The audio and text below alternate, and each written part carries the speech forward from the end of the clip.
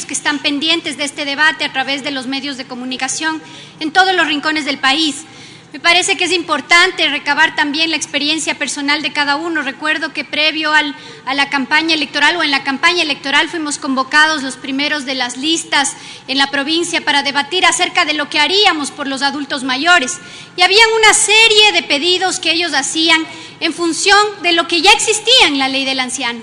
Y allí identificamos que hay un problema mayor que trasciende de las normativas meramente declarativas y que es que se le debe generar un ambiente de aplicabilidad y garantía de aquellos derechos que ya se sostienen en las leyes y sobre todo de aquellos que se han ido incorporando en esta importante ley de la que destaco el trabajo de la Comisión de Derechos Colectivos. Pero vale la pena señalar algunos aspectos importantes porque creo que la forma más importante de rendirle homenaje a los adultos mayores de nuestra patria es leer con atención cada artículo de lo que vamos a aprobar y asegurarnos de que no sea una poesía, una oda a que simplemente aumente las ilusiones de los adultos mayores y les deje insatisfechos por la falta de viabilidad.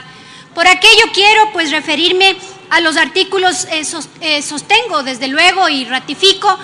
mi reconocimiento al hecho de que ahora se incorpore un sistema como está establecido en el 53 y siguientes, pero también en cuanto al incremento de la capacidad de kilovatios y también de metros cúbicos en cuanto al consumo del agua y de la luz, correspondientemente me parece que es una importante incorporación, pero no nos olvidemos que en ese artículo, que es específicamente el artículo 13, se habla de exoneraciones a los espectáculos públicos, al transporte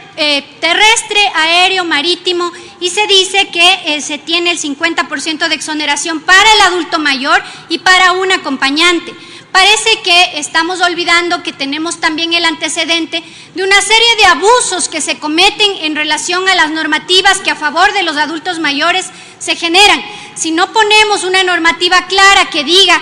que el acompañante, o que el adulto mayor que requiera por su condición de movilidad un acompañante será beneficiario, esto podrá dar pie a una serie de abusos que prácticamente estarían concentrados en el transporte terrestre, porque evidentemente es el más recurrente en esta situación.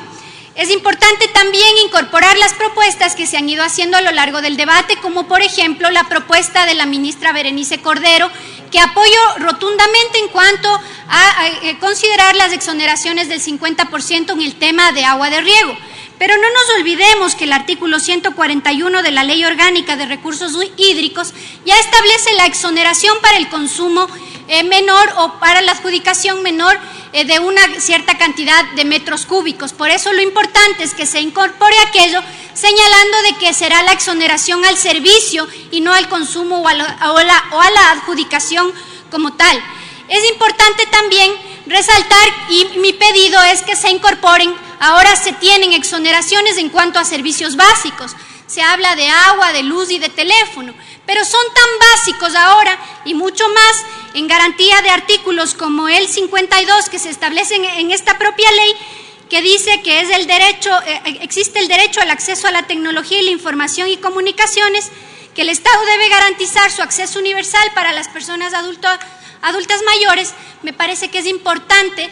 incorporar también la exoneración del 50% a la telefonía celular y también al uso de Internet en planes básicos, porque eso no puede ser el privilegio de los ricos, siendo la necesidad de los más pobres del país. Y en ese sentido, mi propuesta. También quisiera señalar que dentro de la normativa que estamos revisando, es importante o nos preocupa ciertamente cómo se va a hacer cumplir. Se dice que en el artículo 66 sobre la reparación se establece la responsabilidad para que el Ministerio de Inclusión Económica emita una reglamentación, pero es oportuno que en esta ley orgánica se establezcan ciertos lineamientos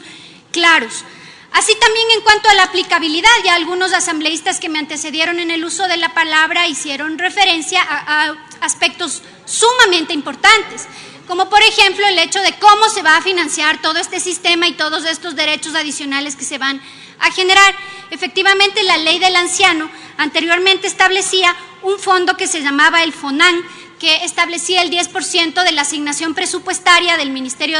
en ese entonces de Bienestar Social para cubrir todas estas actividades que se van a generar. No es suficiente el 10%, pero tampoco se puede dejar no establecido el recurso que es necesario para la implementación de todo este sistema. Sin duda esas son las preocupaciones importantes que tenemos que hacerlas en este debate. También me parece que es fundamental hablar del tema de educación. En la anterior ley, en la ley del anciano, se hablaba de fomentar o estimular a las universidades para que se creen carreras que atiendan al sector de los adultos mayores. Se está hablando de que queremos centros de salud con especialistas geriátricos. ¿De dónde vamos a sacar los especialistas geriátricos si las universidades no los están produciendo a la medida de las necesidades de nuestra población? Por ello es importante que recuperemos lo que decía la ley del anciano, ese estímulo que deban recibir los institutos superiores, las universidades, para generar carreras que tecnifiquen la atención hacia los adultos mayores. Uno de los anhelos mayores que se expresaban de parte de las personas adultas mayores de mi provincia decían: una dificultad enorme es que no somos sujetos de crédito, que no podemos hacer un préstamo. Ahora veo con beneplácito que se ha incorporado esa disposición, pero los créditos no solamente deben ser preferenciales para el tema de los emprendimientos, sino también para el consumo. Los adultos mayores necesitan hacer créditos para el consumo, y si pueden hacerlo, tampoco se puede implementar una normativa como la que está ahora mismo señalada en la ley, que dice: el Estado fomentará la entrega de los